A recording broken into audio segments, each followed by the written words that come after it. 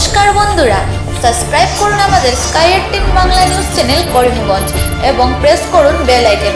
আমাদের প্রতিদিনের নিউজ পেয়ে যান সবার আগে। ধন্যবাদ।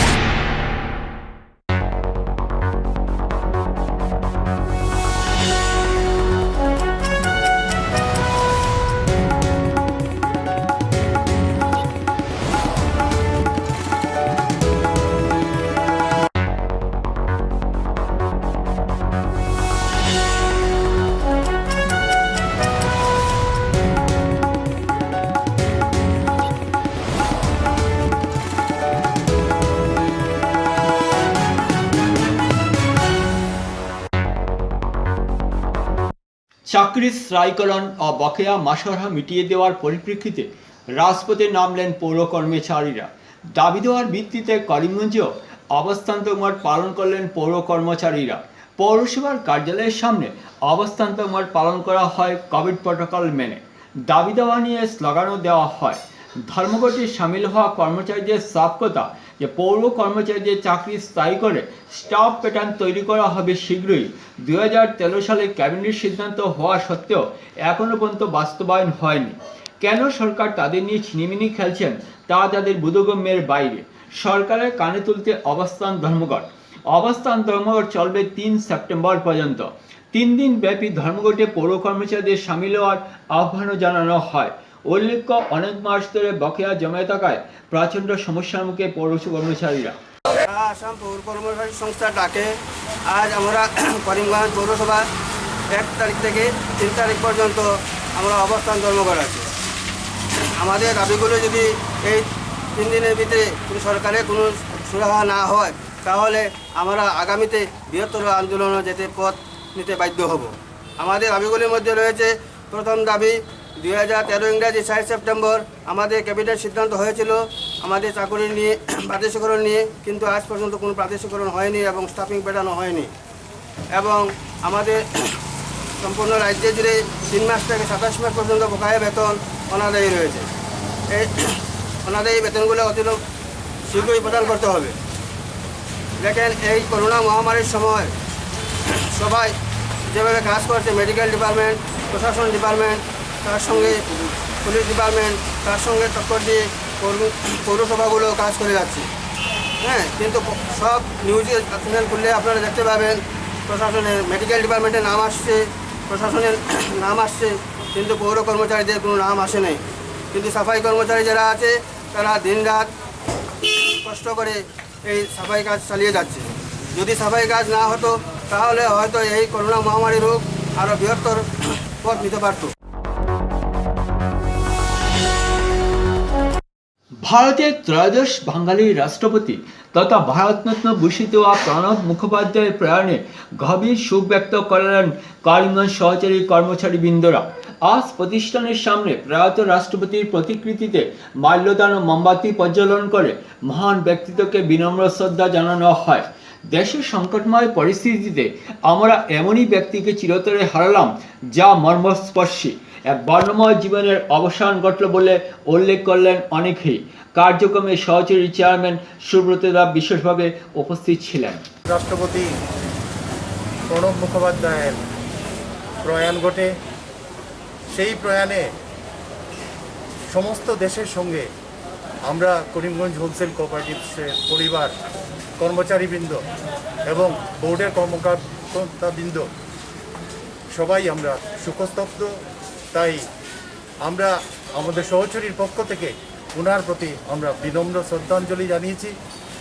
আমরা ওনার শোকসন্তপ্ত পরিবারের প্রতি সহচরীর পক্ষ থেকে সমবেদনা জ্ঞাপন করছি, যাতে ওরা শোক কাটিয়ে উঠতে পারে।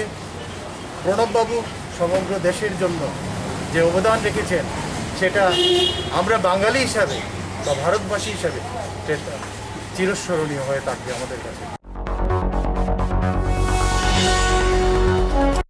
কথা রাখলেন করিমগঞ্জের উপায়ুক্ত আনমমতান এমপি। শহরের চরবাজার এলাকার বাস্তুভিটে হারা 170টি পরিবারদের পাশে দাঁড়ালেন তিনি।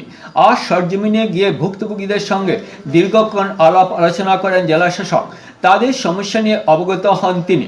সমস্যার সমাধানে ইতিবাচক পদক্ষেপ গ্রহণ করবেন বলে তাদের আশ্বস্ত করেন তিনি।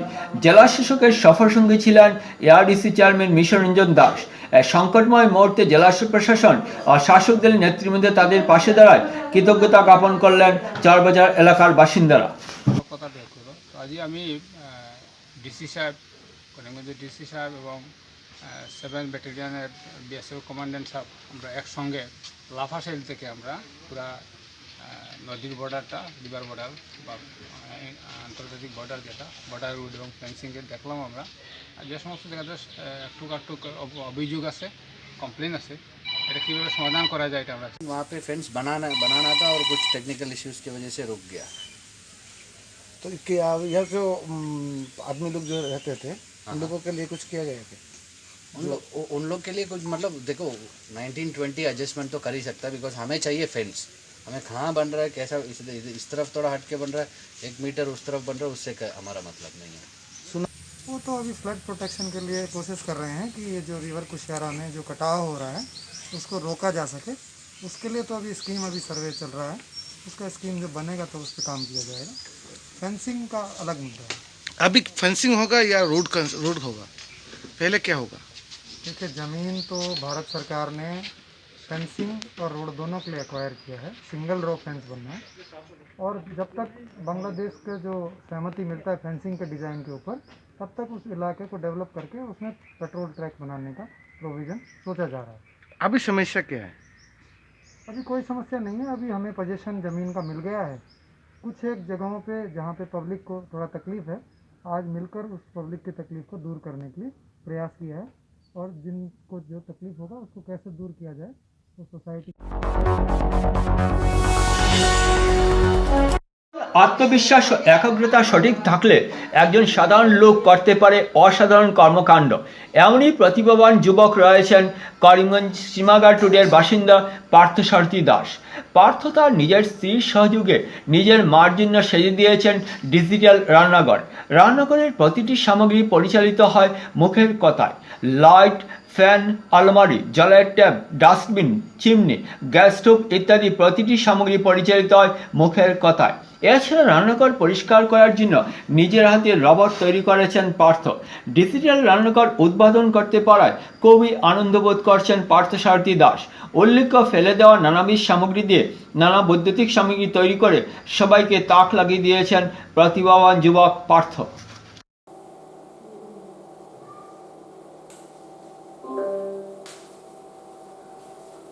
অ্যালেক্সা টান 3 থেকে 3.5 লাখ টাকার মতো। তো আমার একটা কোম্পানির সঙ্গে কথা হয়েছিল, শিলচরের একটা কোম্পানির সঙ্গে। তো ওরা বললো যে একমাত্র মডুলার কিচেন বানাতে পারে ওরা। তো দেখে এসে বললো আমাকে এটা বানাতে লাগবে আপনার 5.5 লাখ থেকে 6 লাখ টাকা। তাই আমি বললাম ডিজিটাল কিচেন বানাবো। তো ওরা বললো যে ডিজিটাল কিচেন বলে কিছু হয় না, ওরা জানে স্মার্ট কিচেন হয়। তো স্মার্ট কিচেন বানাতে 22 লাখ টাকার মতো লাগবে। তাই আমি বললাম যে 2 লাখ থেকে 3 লাখ টাকার ভিতরে তো এরকম আপনি বানাতে পারবেন না। আমাকে একটা চ্যালেঞ্জ দিয়ে চলে গেল। তাহলে এগুলো প্রত্যেকটা জিনিস কাঠ, এগুলা WPC, PVC বোর্ড কাটার থেকে আরম্ভ করে প্রত্যেকটা জিনিস আমি বানিয়েছি। ওই এটা জাস্ট পারচেজ করা, এটা পারচেজ করা, এগুলো তো রেডিমেড বানানো যাবে না। আর বাকি সবগুলো আমার নিজের, এই যে এটা আছে এটা সবগুলো নিজে সেট করেছি। করা সত্ত্বেও আমার মাত্র জাস্ট 3 লাখ থেকে 3.5 লাখ টাকার মতো টাকা খরচ হয়েছে। আর এটার মধ্যে এটা ইউজ করার জন্য এটা বানানোর জন্য আমার বেশি পয়সা খরচ হয়ে গেছে। এটা না হলেও চলতো, এটার জন্য একটু বেশি পয়সা খরচ হচ্ছে না। 3 লাখ টাকা যদি সাধারণ কেউ বানাতে পারে, এটা 2টা চিমনি দরকার হবে না, একটা চিমনি দরকার হবে, তখন 1.5 লাখ টাকার ভিতরে বানিয়ে দেওয়া যাবে। এটা kitchen plus dining hall, 2.5 lakh টাকার ভিতরে ইন্টেরিয়র কমপ্লিট করে দেওয়া যাবে, যেতে পারে। আমাদের বানিয়ে দেওয়া যাবে, কোনো চিন্তা নেই, একদম ইজিলি বানানো যাবে, আরো কম পয়সা বানানো যাবে। এবং যদি কেউ আরো মনে করে আরো ছোট কিছু ইউজ করে, ছোটভাবে বানানো যায়, 1 লাখ টাকার মধ্যে বানানো যাবে ইন্টেরিয়র, অনেক কম পয়সার মধ্যে আরো সুন্দর হবে। আমি তো ফার্স্ট টাইম বানিয়েছি, এরকম ওরকম হয়েছে। সেখান থেকে বানালে ভালো হবে, সুন্দর করে টোটাল ঘর বানানো নিয়েও 3 লাখ টাকার মধ্যে বানানো যাবে। একটা ঘর বানানোর থেকে আরম্ভ করে সব পারচেজ করার থেকে আরম্ভ করে 3 লাখ টাকার ভিতরে শেষ করা যেতে পারে। আমার নাম পার্থসারথী দাস, কোর্টে চাকরি করি, ডিস্ট্রিক্ট সেশন জাজ কোর্টে কাছে চাকরি করি। আমি অনেকগুলো জিনিস বানিয়েছি। এবার এই আমার করোনার সময় করোনার স্যানিটাইজিং মেশিন বানিয়েছি, ডিজিটাল ফার্স্ট টাইম প্রোডাক্টগুলিতে আমি বানিয়েছি। তারপর আমি বানিয়েছি স্যানিটাইজার, একটা আইআর সেন্সার বানিয়েছি, মানে মানুষ টাচ করতে হবে না, দূর থেকে সেন্সেশন করা যাবে। অনেক জিনিস বানিয়েছি। এবং অনেক আগে একবার আমি ল্যান্ডমাইন ফাইন্ডার বানিয়েছিলাম। এরপরে আরও অনেক জিনিস বানিয়েছি এবং আমার আছে একটা ডিজিটাল একটা আমি সাইকেল বানিয়েছি, যেটা 2 চাকার সাইকেল আমি নিজে অপারেট করতে পারি। 3 চাকার সাইকেলও বানিয়েছি, যেটা যখন তখন টুকটুকি আসে নাই মার্কেটে, তখন আমি চালিয়েছি করিমগঞ্জে।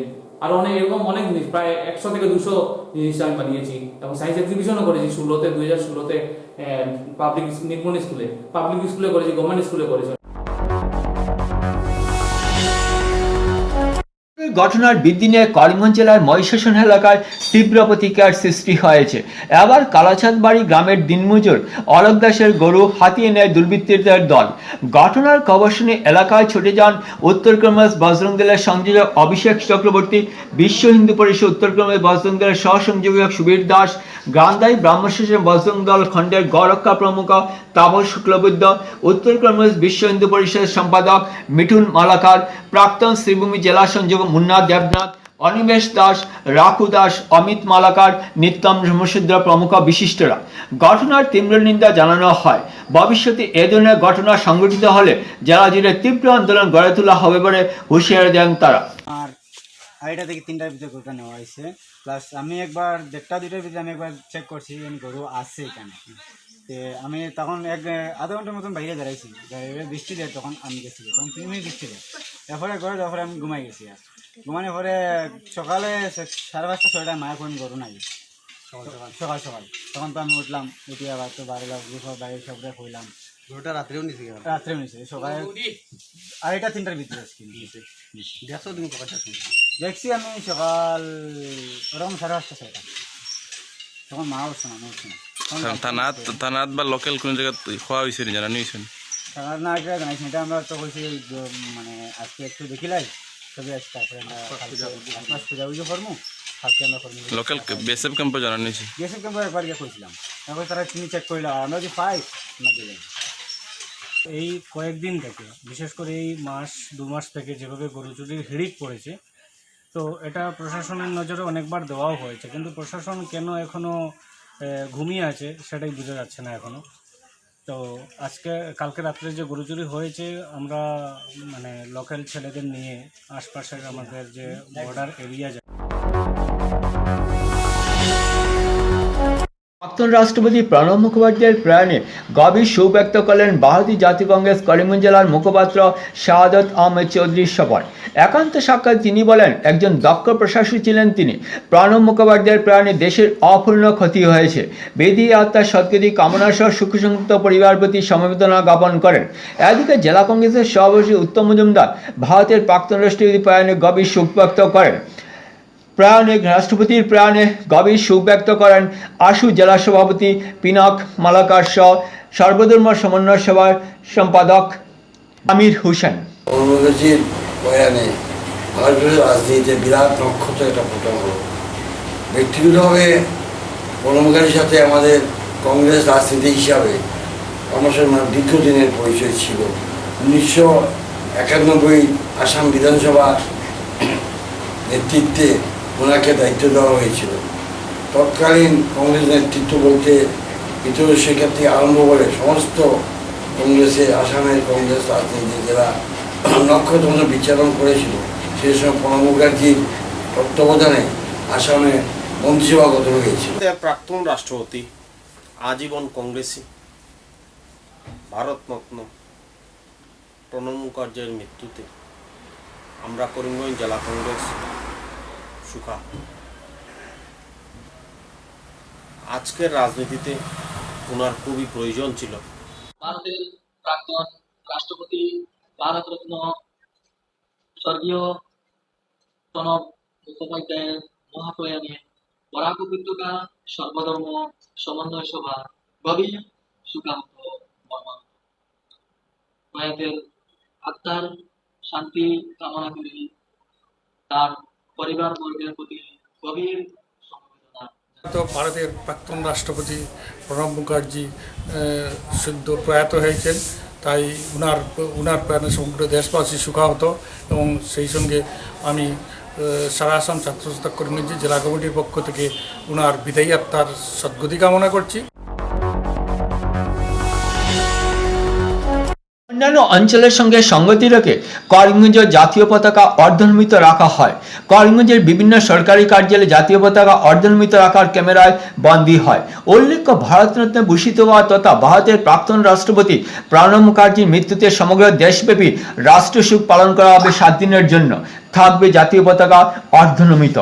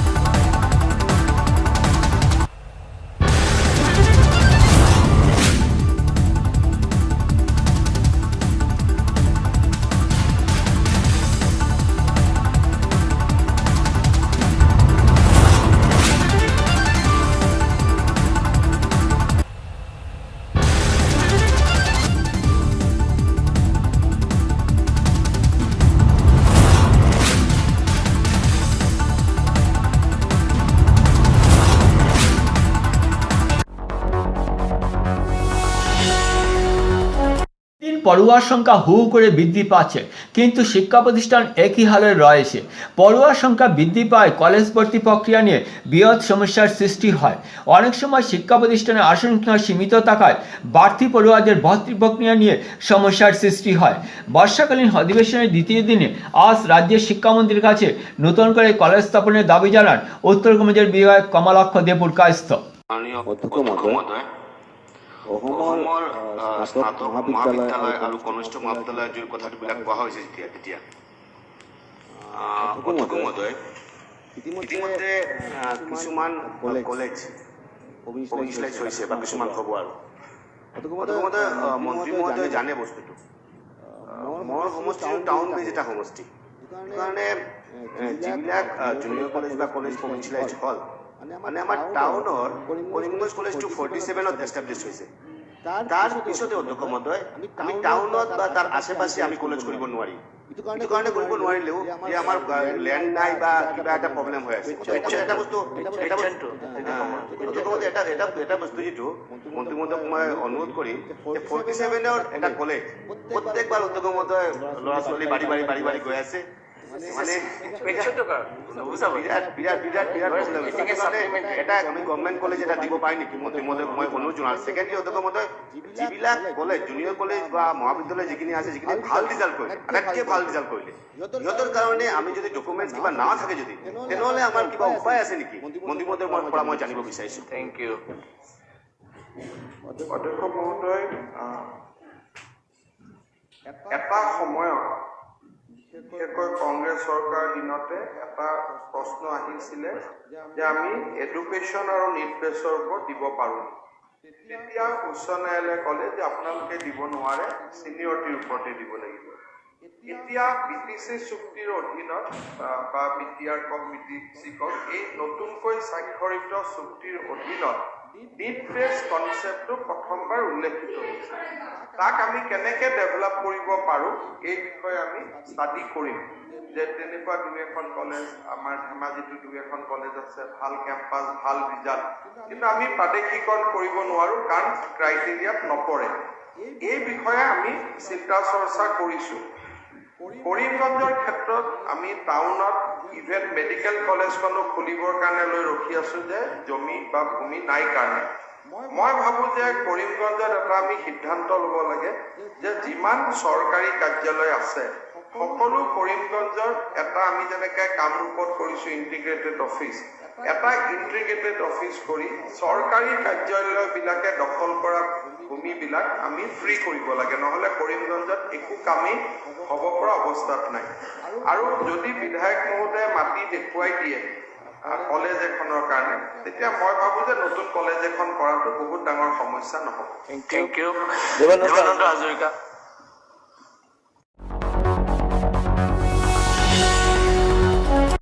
অঞ্চলের সড়ক বেহাল অবস্থায় পড়ে রয়েছে নগাদিগ্রাম 2 বারামণি 3 খণ্ডে। গ্রামবাসীদের অভিযোগ, সড়ক বেহাল অবস্থায় থাকায় পথচারী দিয়ে চলাফেরা করতে প্রচণ্ড অসুবিধার সম্মুখীন হচ্ছে। অন্তঃসত্ত্বা মহিলাদের চিকিৎসালয়ে নিয়ে যেতে অনেক ব্যাগ পেতে হচ্ছে। অবিলম্বে বেহাল সড়ক মেরামতে বিভাগীয় কর্তৃপক্ষের কাছে আবেদন জানান ভুক্তভোগীরা। নেওয়া যাক সাংবাদিক রাজদীপ নাথের এক বিশেষ প্রতিবেদন।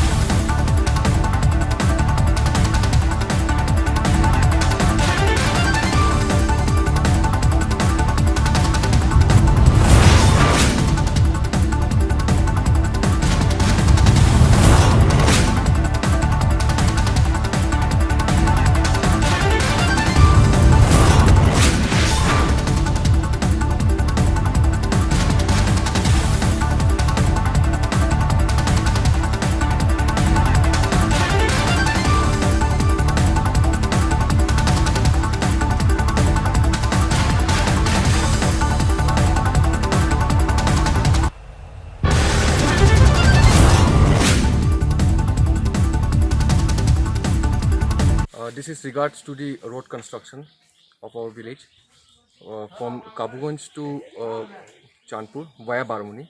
Since from 10 years we heard about the road construction that it will be done, but none of the authority, none of the MLA has been look into this matter. So now we appeal on the behalf of our village, Baramuni. We want this road construction to be done as soon as possible before the rainy season comes in the next year. So we want this. We are facing such a problem which leads to the medical terms like medical emergency. None of the ambulance was unable to come in our village.